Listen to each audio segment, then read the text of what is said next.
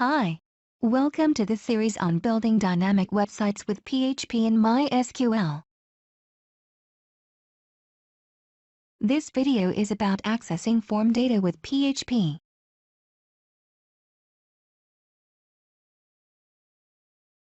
In this video, we'll learn about HTML forms and the kinds of elements you can put on them. And we'll see how you can access that form's data from within a PHP script. We'll do some simple input validation on a form's data. And we'll create a form that allows the users of our library to send a message to the administrators. So, let's get into the video.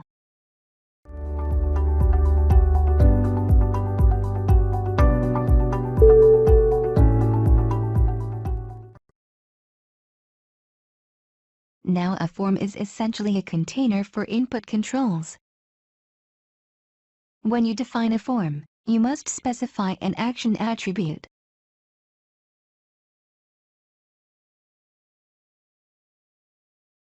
This attribute names the page that the browser will submit the form to.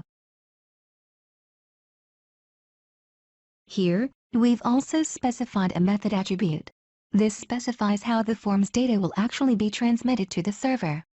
Here, the method is set to get, which means that the data is encoded into the URL. The other option is post, which means that the data will be sent within the body of the HTML request. Now within the form, there are a variety of elements we can include. Very common, a text control is a single-line text field.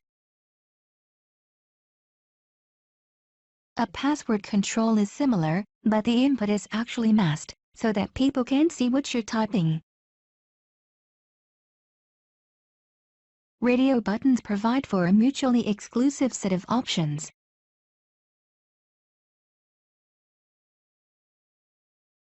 Checkboxes provide for simple yes/no selections.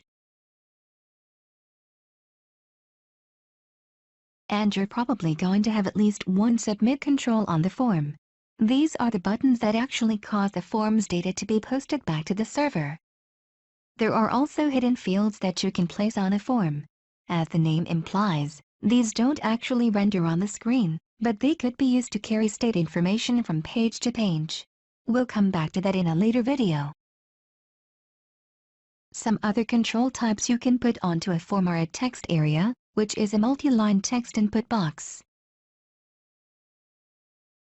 and a select control, which is basically a drop-down selection list. This is the Bootstrap starter template loaded into the add-in software.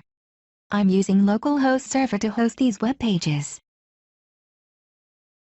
Now let's create the form.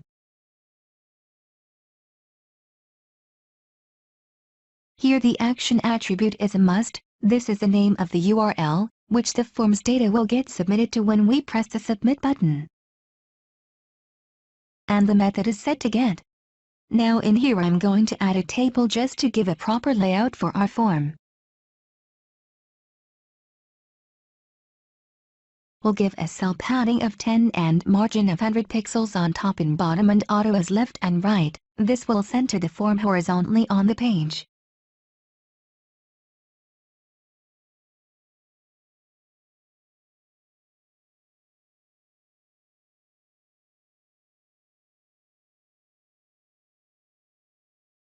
Now I'm going to make the table as 4 rows with 2 columns each.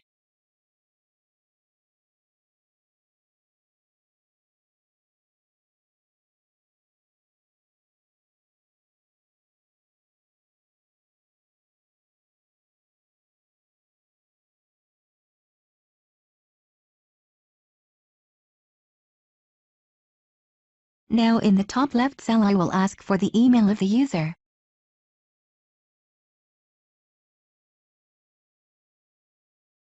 In the second row, left cell I will ask for a message.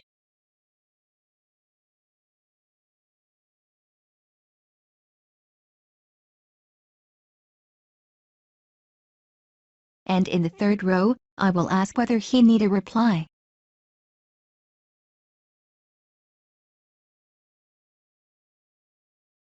and I will get the values of these data in the right side cells. So I will create a text field to enter the email here.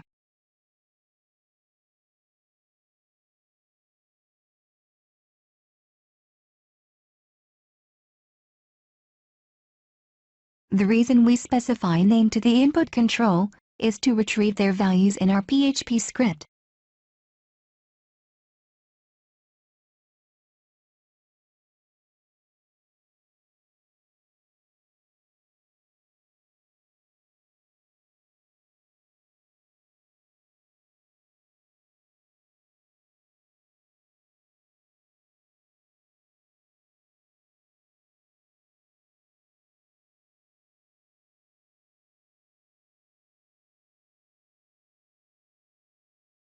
And I'll add a text area to write some message.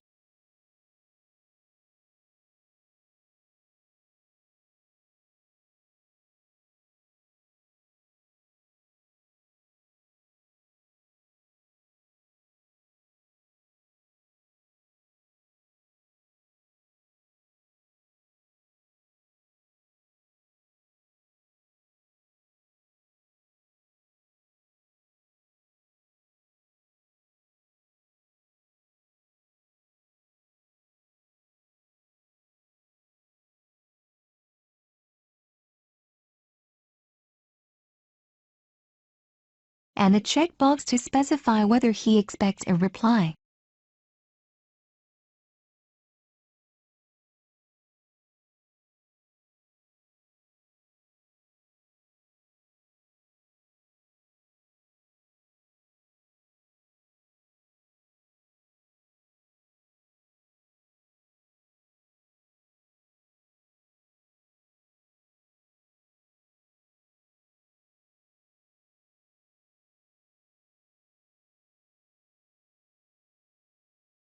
And finally I will add a submit control in the right bottom cell of the form.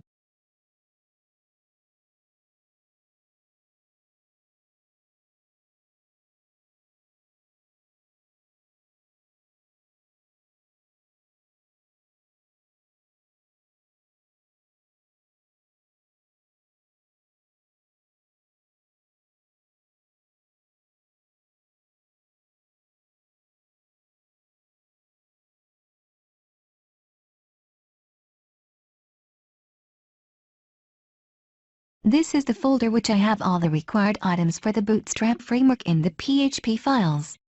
So we will open this page in the browser.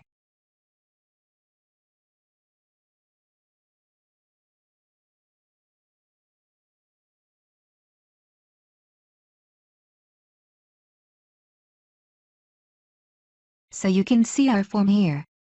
Let's add some details and submit the form.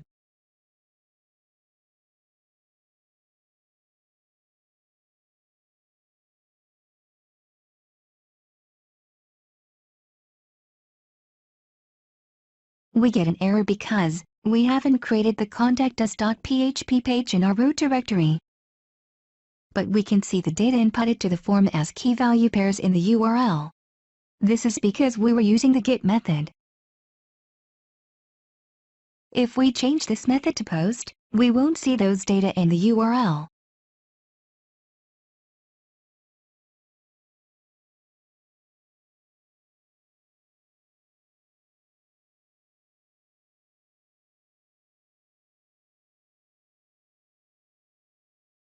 You can see here the data is not shown in the URL. Using get and post have their pros and cons. One of the advantages of using get is you can actually bookmark the form submission. On the other hand, there is a length limit we can send in get method, and it is less secure because we can see the data that is sent in the URL. The advantage of post method is there is no length limit, and obviously the security over get method. Now to complete the contact us application, we need to write the script that the form data is posted to. And in order to do that, we need to understand how the data is made available at the server end. There are basically three ways that the browser can pass data to the server. First, in a GET request, as we've already seen, a set of name value pairs is passed in the URL. This information is collected and is placed in an associative array, called $_get. As a reminder, an associative array in PHP is one in which the index can be a string.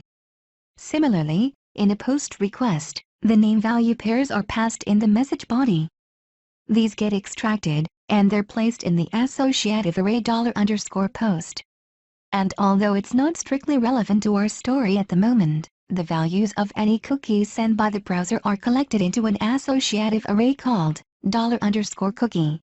Finally, the contents of all three of these arrays is merged into a single array called $_request.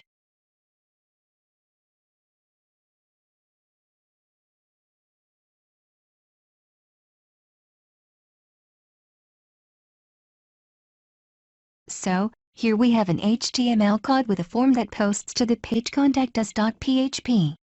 It's using the post method for this, and the form has a text input control, with the name customer and a checkbox with the name EASE-member. Within the PHP script, we simply index into the post array, using the names of the controls to retrieve their values. So to retrieve the value of the customer control, we index in via this. The EASE-member control needs slightly different handling, because it basically contains a Boolean value, so we need to use the isSet function in PHP to determine if the checkbox is checked or not. So now, we're in a position to build a second page.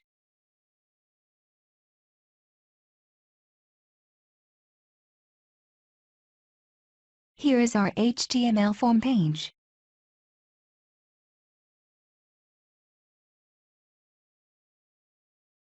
You can see I have created two PHP files in the root directory.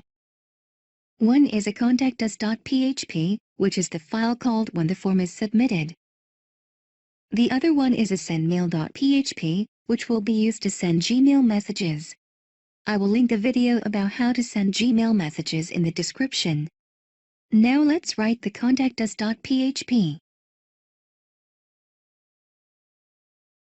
Since we are writing pure PHP code here, we don't need to close the PHP tag. Now I am going to get the values from the input controls, which were stored in the post array by referring to their names.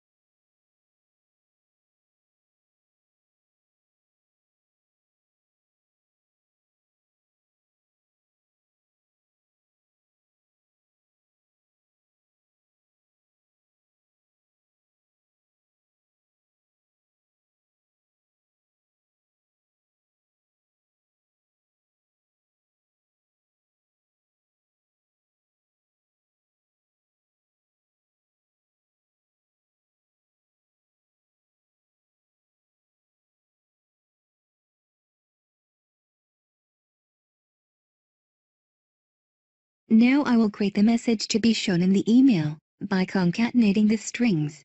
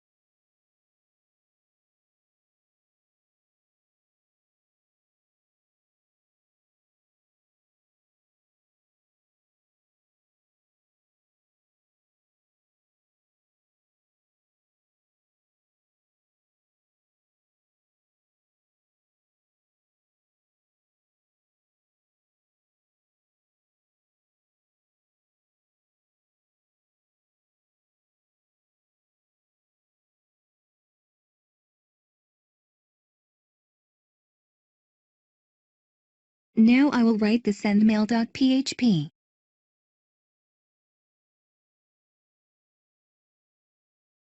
In here I will be using the PHPMailer autoload class.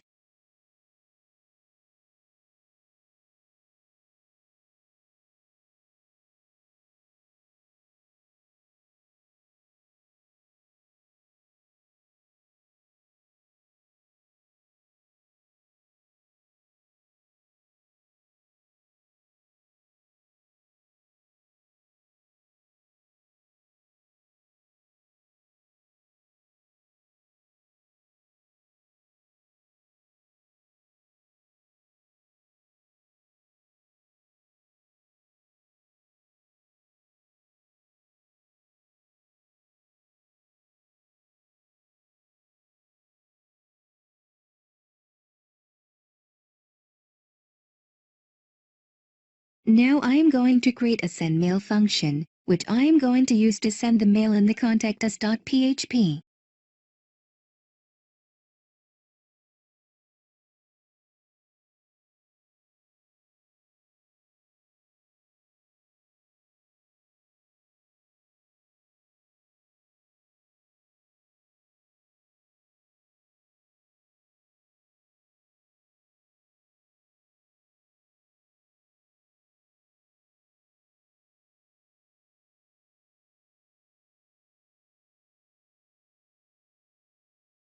Now I will create an instance of this PHPMailer class.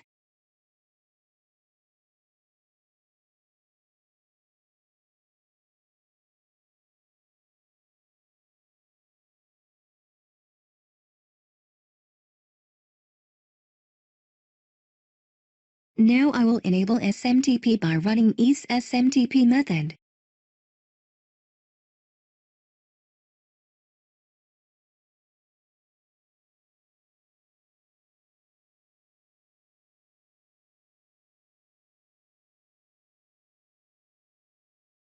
Now I will authenticate with SMTP-auth, because with PHPMailer we have to authenticate with Gmail.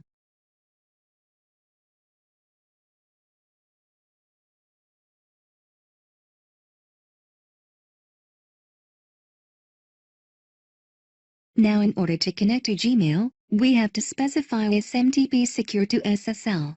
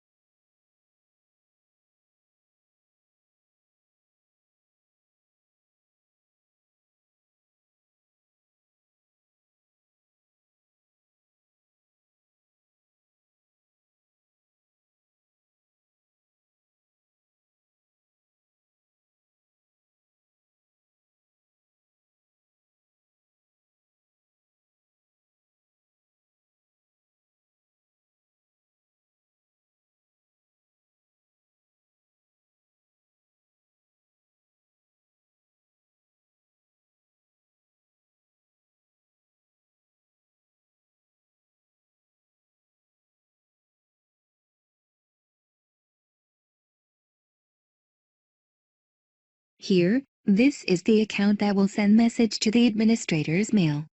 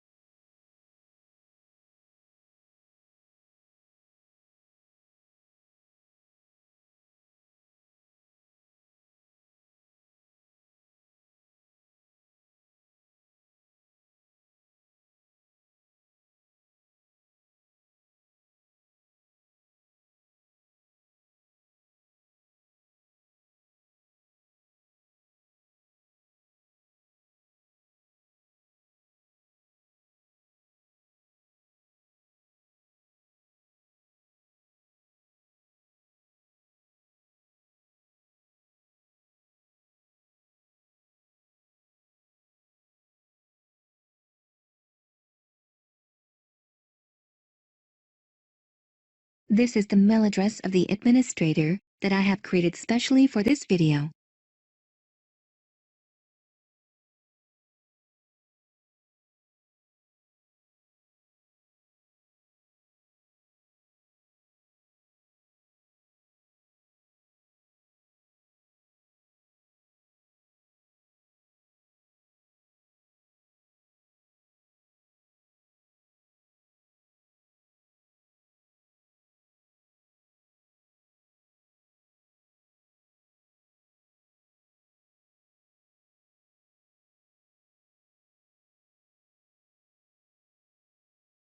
Now I am going to send the mail, and depending on email sending a success or not, I will redirect to htmlforms.php page with data visible on the URL.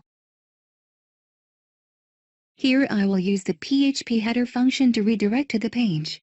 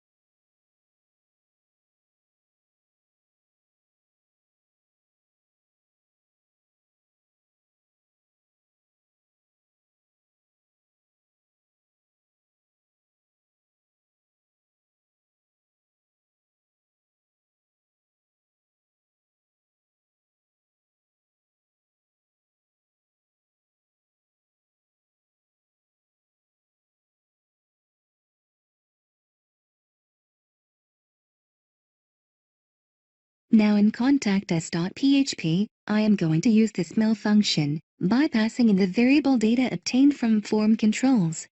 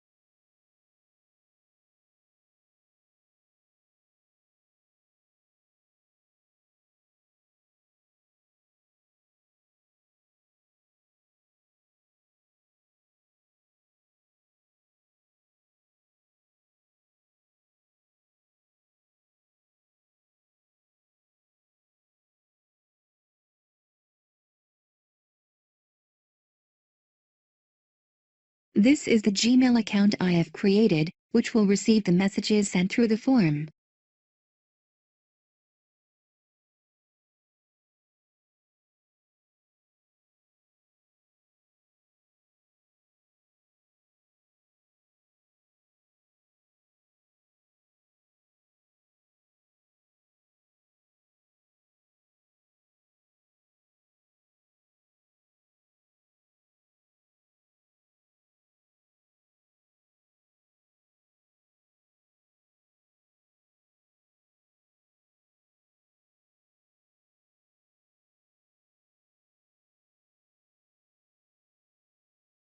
As you can see, we get a message as success on the URL.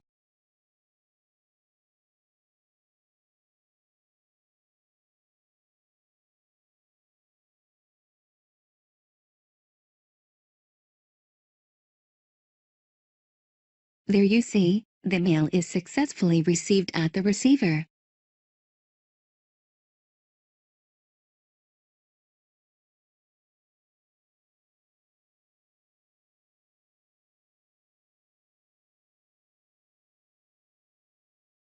In the next part, we will look for some error handling by validating user inputs.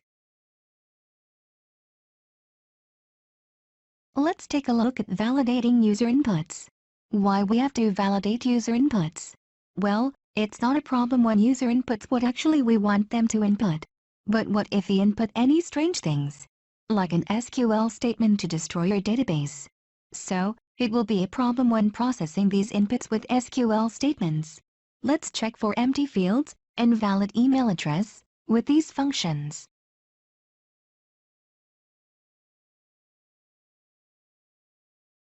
Well, here is our HTML form page with Contact Us PHP and Send Mail PHP scripts.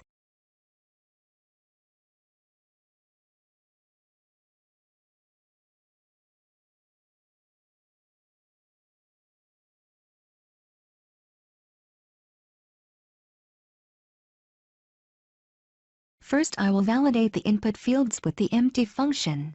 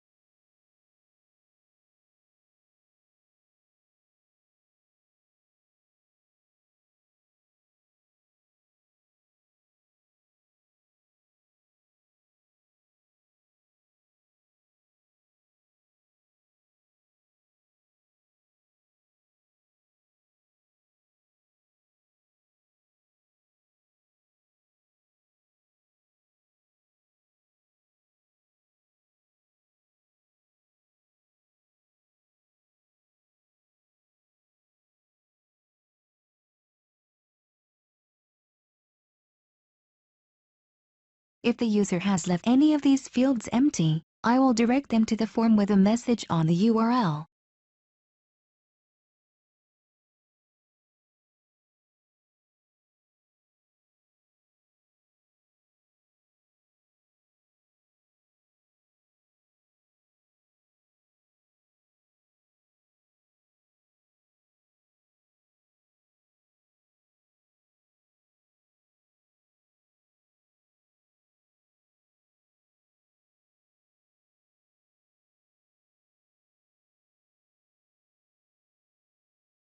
Next I will validate for the email with filter_validate_email.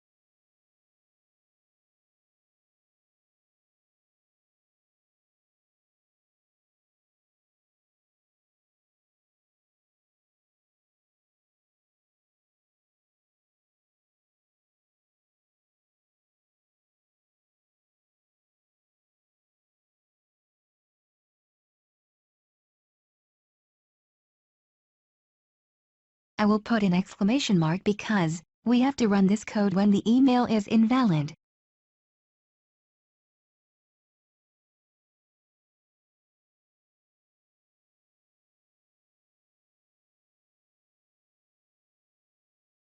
Just like before, if the email is invalid, I will direct them to the form with a relevant message on the URL.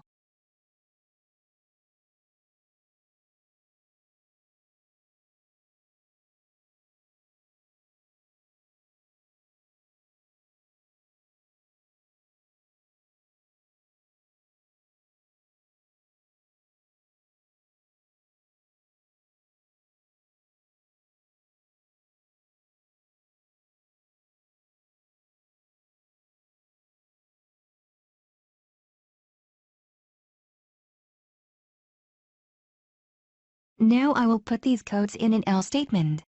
Therefore these should be performed only if the fields are not empty, and user has submitted a valid email address.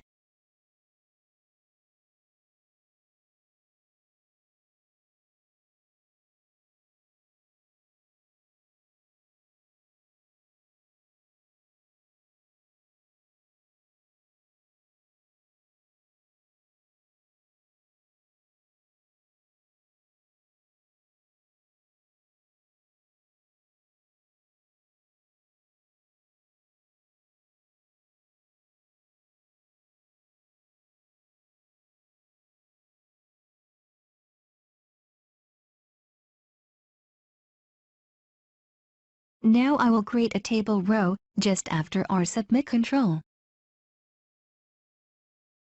I will open up the PHP tag, and I will look for an error in the URL by accessing the getArray.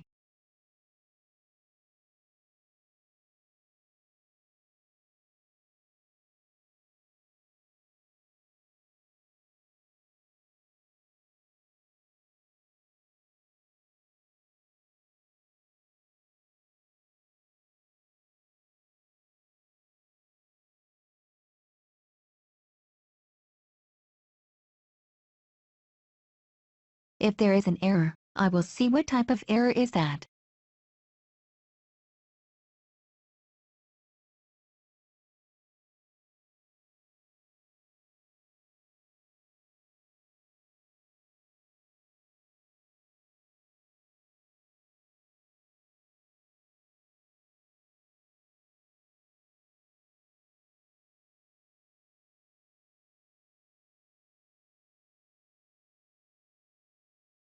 Now, depending on the type of error, I will output a message inside the table cell.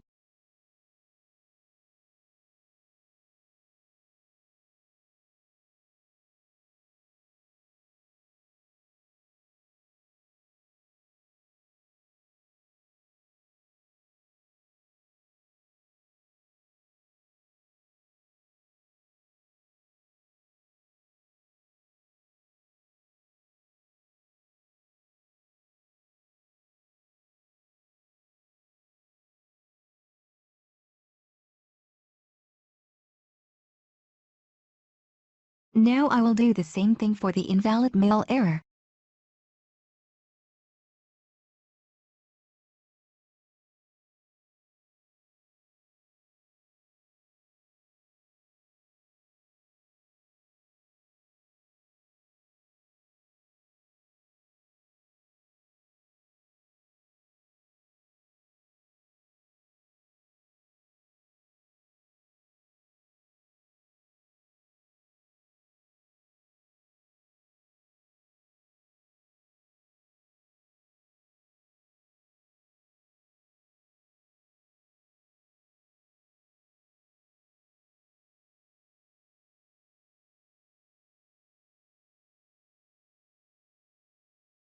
Now let's check it in the browser. First, I will look for the empty fields.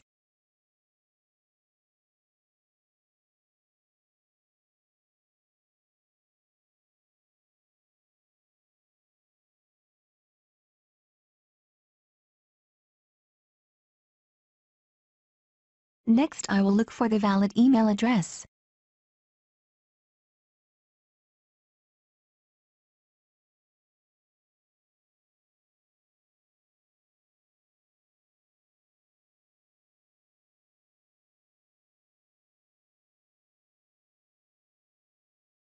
Now let's do everything properly and see.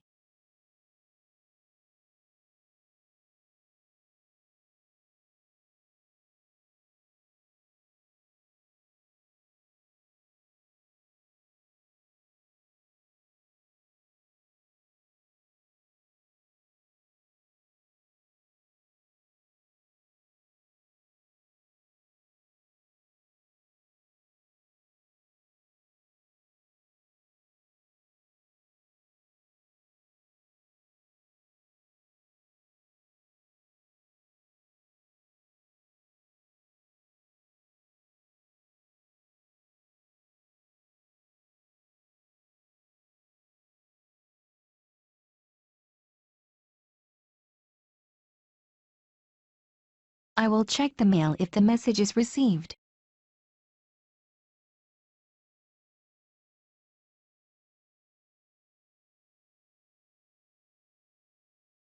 So the message is successfully received. Now that's all for this video. If you enjoy this video, please like, share and subscribe. I will see you all in the next video.